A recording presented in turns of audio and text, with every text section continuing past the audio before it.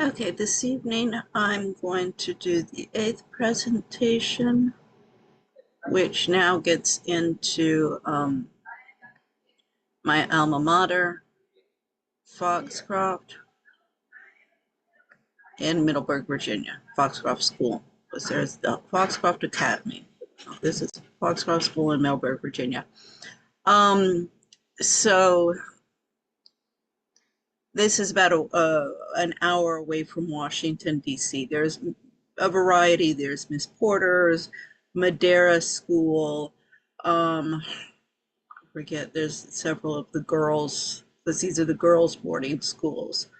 Foxcroft is pretty much known for being a favorite of the robber baron heiresses. The Astors, the Vanderbilts, the DuPonts, Rockefellers, I mean, all of them. The list goes on and on and on and on.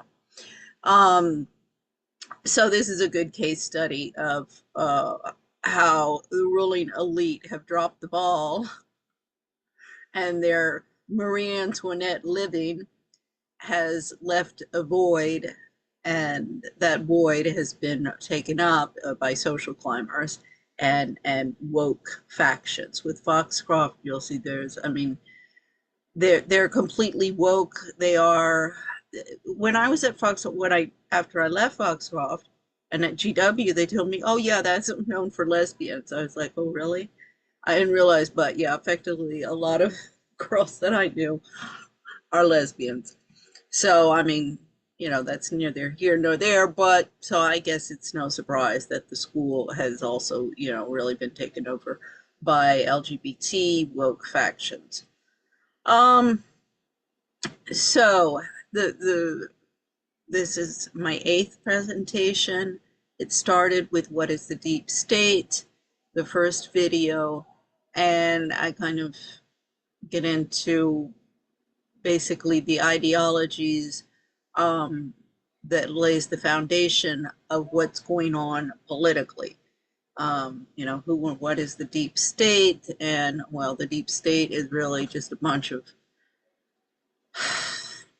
frat boys with zipper problems and sorority sisters who can't stop stabbing each other in the back and just are interested in shopping.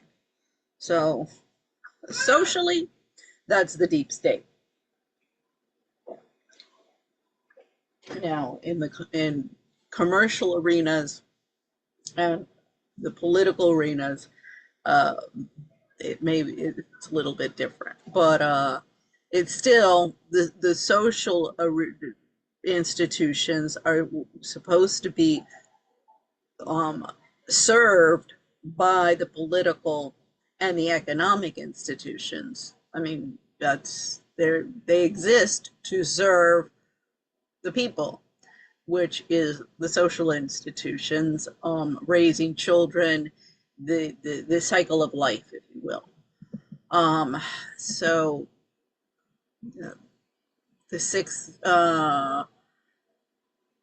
video got into feminist and socialites changing roles and ideologies. Seventh was socialization and education in children and the art narcissism epidemic, basically showing how our culture, good and bad, and across, it doesn't matter where in the world you are, what religion, it's all very, very, very similar.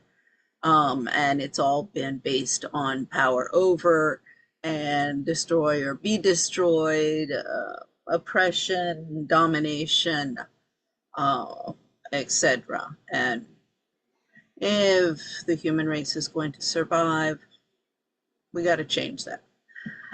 So today, I am going to get into my mater, Foxcroft, and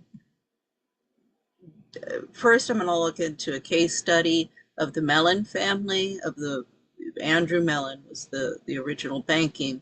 He was the one who was blamed for the crash of 29. He had been the Treasury Secretary.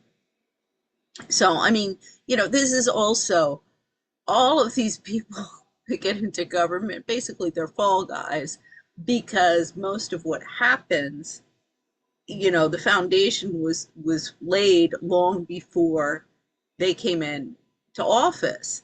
So, and the faster the revolving door becomes with these positions, the less responsibility, if you will, and these people have over what's happening because they're just a cog in a system.